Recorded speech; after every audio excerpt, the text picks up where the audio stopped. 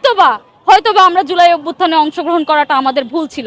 খালি বলি দুর্নীতি মুক্ত করব, কিন্তু কেউ এখন পর্যন্ত সচিবালয়ে যাওয়া বন্ধ করতে পারি না। জুলাইয়ে যারা অংশগ্রহণ করেছিল তারা তো তাদের তো কোনো অনেকে নেমেছিল নিজস্ব দায়বদ্ধতা থেকে। আমি রাস্তায় নেমেছিলাম যে আমার ভাই বোনদেরকে মারা হচ্ছে, গুলি করা হচ্ছে, করা হচ্ছে, আমি নিজের দায়বদ্ধতা থেকে নেমেছিলাম। সবাই সবার দায়বদ্ধতা থেকে নেমেছে, কিন্তু এখন যখন এক একজন দেখছে তারা তাদের নিজস্ব এজেন্ডা বাস্তবায়ন করার জন্য উঠে পড়ে লেগেছে, তারা নিজেদের বন্দোবস্ত করার জন্য সবাই উঠে পড়ে লেগেছে, তখন মানুষের কাছে এই জিনিসটা প্রশ্ন থেকে যায় যে আমরা হয়তোবা আমরা জুলাই অভ্যুত্থানে অংশগ্রহণ করাটা আমাদের ভুল ছিল, বা হয়তো তারা গিল্ট ফিল করছে, কারণ তারা যে আগামী বাংলাদেশটা আসলে এক্সপেক্ট করেছিল তারা সেটা দেখতে পাচ্ছে না, বা তারা যে এক্সপেকটেশন নিয়ে রাস্তায় নেমেছিল যে এই হাসিনা নামার পরে আগামীর বাংলাদেশটা এরকম হবে, এত সুন্দর আমরা করব, দুর্নীতি মুক্ত করব, খালি বলি দুর্নীতি মুক্ত করব, কিন্তু কেউ এখন পর্যন্ত সচিবালয়ে যাওয়া বন্ধ করতে পারি না।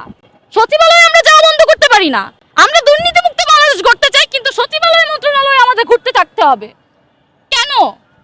সেই দায়বদ্ধতা থেকে হয়তোবা আজকে মানুষ গিল্ট ফিল করতেছে যে আমার হয়তোবা যাওয়া উচিত হয় নাই।